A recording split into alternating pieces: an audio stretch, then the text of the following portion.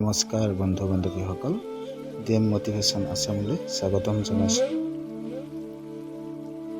এসময়ৰ কথা, বুদ্ধদেৱে এখন গাঁৱত ধৰ্মসভাত বক্তৃতা দি আছিল। মানুহবোৰে নিজৰ বিভিন্ন সমস্যা লৈ তেওঁৰ ওচৰলৈ আহিছিল আৰু সমস্যাবোৰৰ সমাধান লৈ প্ৰসন্ন মনেৰে ঘৰলৈ উভতিছিল।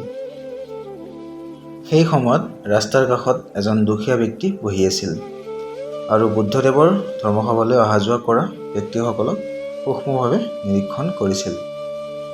দুখীয়া মানুহজনে ভাবিলে যে তেওঁ দেখোন নিজৰ সমস্যাৰ সমাধান বুদ্ধদেৱৰ দৰে ভগৱানৰ ওচৰত বিচাৰিব পাৰে।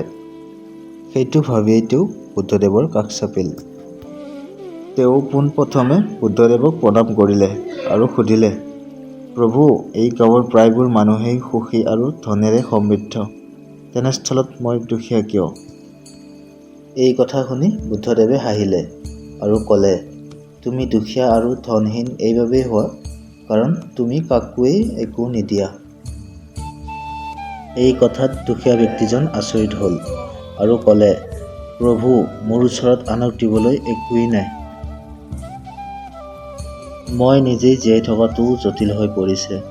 মানুহক খুজি মাগি নিজৰ পেটটো বচাই আছোঁ। ভগৱান বুদ্ধ অলপ সময় নীৰৱ হ'ল। পুনৰ ক'লে, তুমি বহুত অজ্ঞানী। আনক দিবলৈ ভগৱানে তোমাক বহুত দ্ৰব্য দিছে। তোমাক হাঁহি প্ৰদান কৰিছে, যাৰ দ্বাৰা তুমি আনৰ মনত আশাৰ সঞ্চাৰ ঘটাব পাৰা। তোমাক এখন মুখ দিছে, যাৰ সহায়ত মিঠা শব্দৰে আনক প্ৰশংসা কৰিব পাৰা। দুখন হাত দিছে, যাৰ সহায়ত আনক সহায় কৰিব পাৰা। ভগৱানে দিয়া এই তিনিপদ বস্তু থকা কোনো মানুহ দুখীয়া বা ধনহীন হ'ব নোৱাৰে।